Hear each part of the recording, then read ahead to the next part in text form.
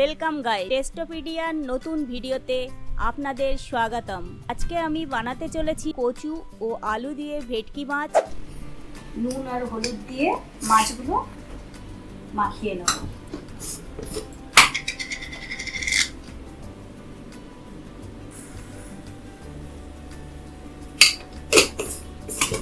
আর কড়াইটা এদিকে গরম হতে দিচ্ছি।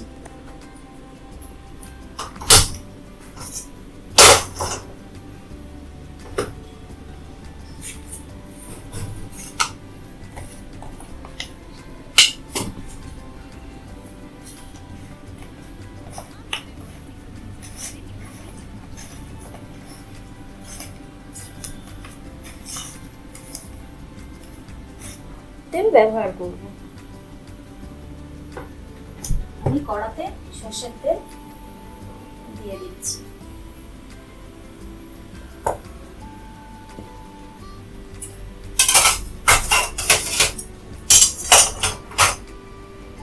কড়াটা ভালোভাবে গরম হয়ে গেলে আমি মাছগুলোকে এবার কড়াতে ছেড়ে দেব।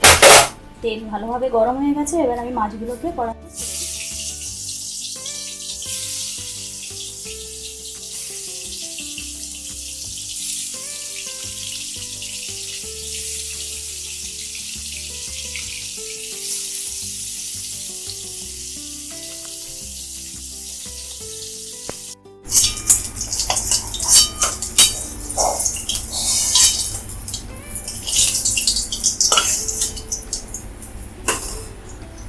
এবার ওর মধ্যে আমি ফোড়নে দেব গোটা গরম মশলা, একটা তেজপাতা আর একটা শুকনো লঙ্কা।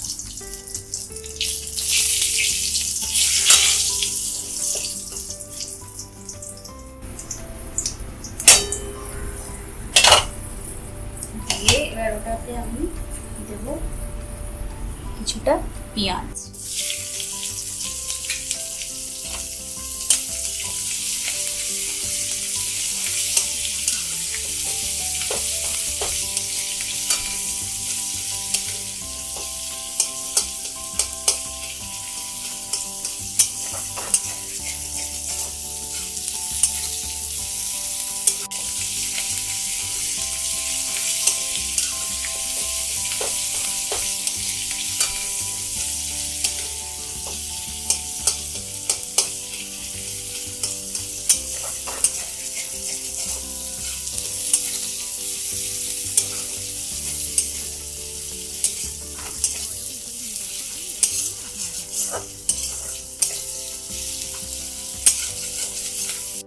কিছু ভাজা হয়ে গেছে, এবারে আমি দিয়ে দেবো এতে পরিমাণ মতো লবণ।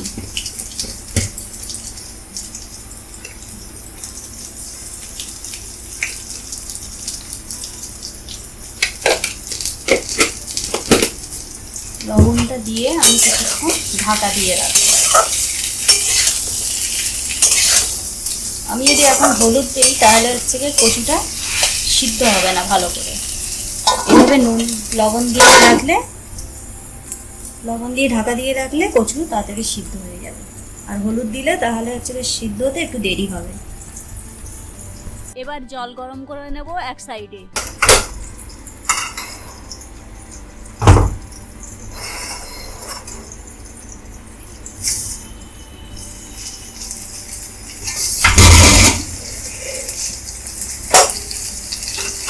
দেখুন বন্ধুরা, কচুটা কত সুন্দর গোলা গিয়েছে। এবারে আমি এটা দেবো হলুদ,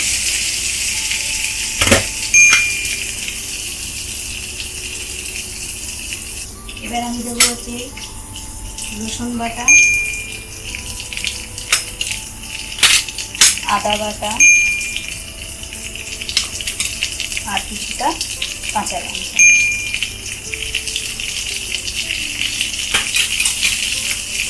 দিয়ে ভালো করে কষিয়ে নেব।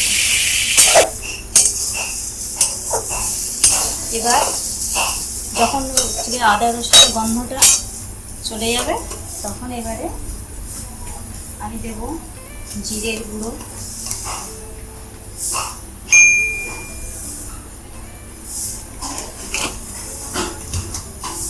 ধনিয়া গুঁড়ো,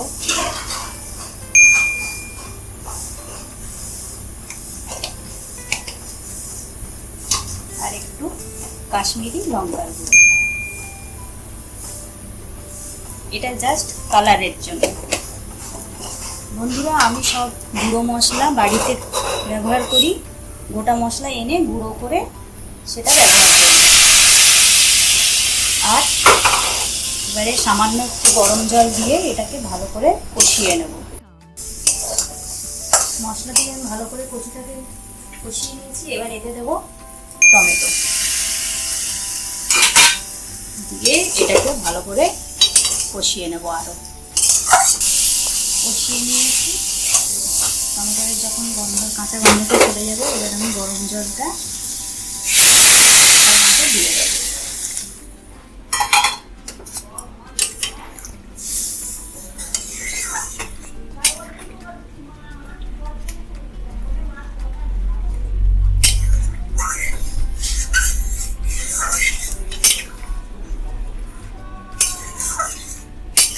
গরম জলটা দিয়ে এবারে আমি ভালো করে সিদ্ধ হওয়া পর্যন্ত তরকারিটা ফুটিয়ে নেব।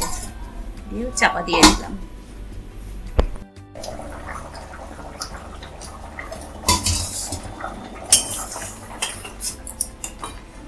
কচুটা সুন্দরভাবে গলে গিয়েছে, এই দেখুন। এবারে আমি মাছ ভাজাগুলো এতে দিয়ে দেবো।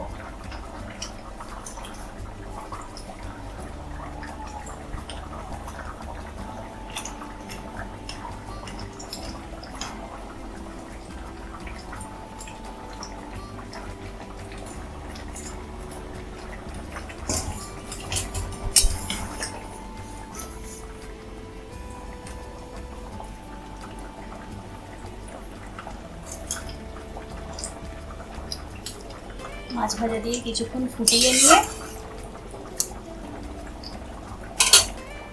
এবারে তাতে আমি দেব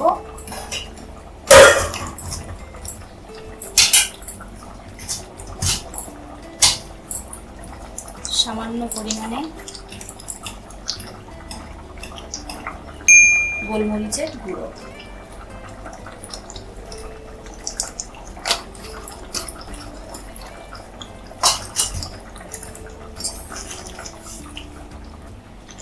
মাছের ঝোলটা আমার হয়ে গিয়েছে। এবারে আমি যেহেতু এটা ভেটকি মাছ, সেই জন্য একটু সামান্য গরম মশলা দেবো।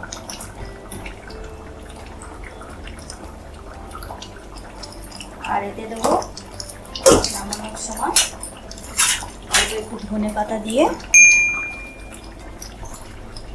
নামিয়ে দেবো।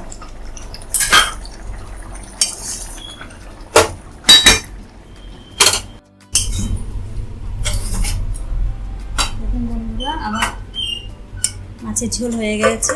আমি এবারে এটাকে নামিয়ে দিলাম।